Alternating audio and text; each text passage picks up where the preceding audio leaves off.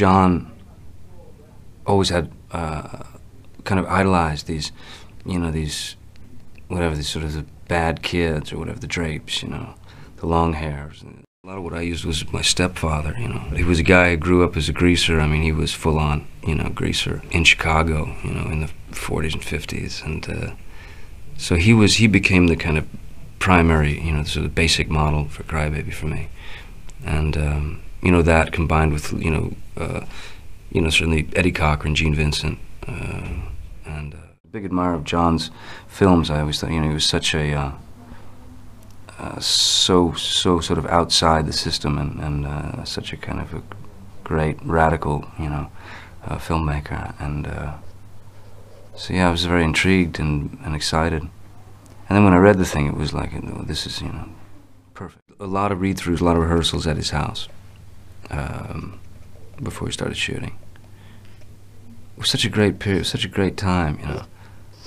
I mean, because for me, I had been, although, you know, Jump Street and all that was a very good, it was a great opportunity for me, and it kind of did put me on the map to some degree, but it put me on the map in a place that I wasn't necessarily ready to land, you know. One of the big reasons why I decided to do Crybaby, aside from the fact that, you know, John is you know, one of my heroes in film. I mean, he's, you know, he's like a, I mean, anybody that William Burroughs would call the Pope of Trash. I mean, right, it's pretty great. But I'm a big fan of John's, so it was great to be able to do that. But also, even more importantly, it was a chance to really make fun of the image that had been shoved down America's throats by the company that I work for. And so Crybaby for me, I mean, it was really the first time out of the gate for me where I was able to say, all right, fuck it, this is what I want to do. This is the direction I'm going to go in. It was the first one. And it was because of John and his sort of bravery, I mean, in casting me in the film in Crybaby, that Edward Scissorhands came along, and it was because of Crybaby and John that I think Tim maybe had a little bit more interest in. Iggy, who had been one of my heroes, I mean, growing up, you know, I mean, as a young kid musician, and Iggy being Iggy, you know, Iggy being the sort of one of the inventors of punk rock, you know, maybe the original punk. So he was a great hero to me.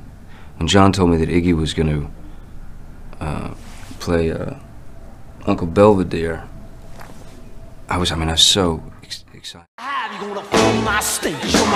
Now, Johnny Depp doesn't sing in this. He can sing.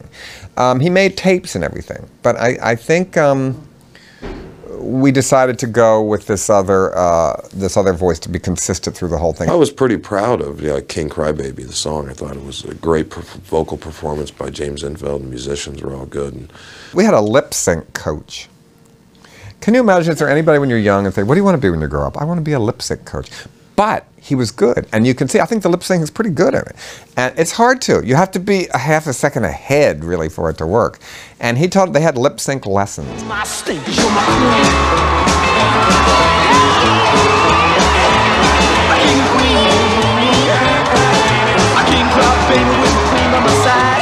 All the lip sync and all that stuff, and even sort of syncing, you know, your fingers to the chords and stuff, all that stuff came relatively easy just because I mean, my background is in music, so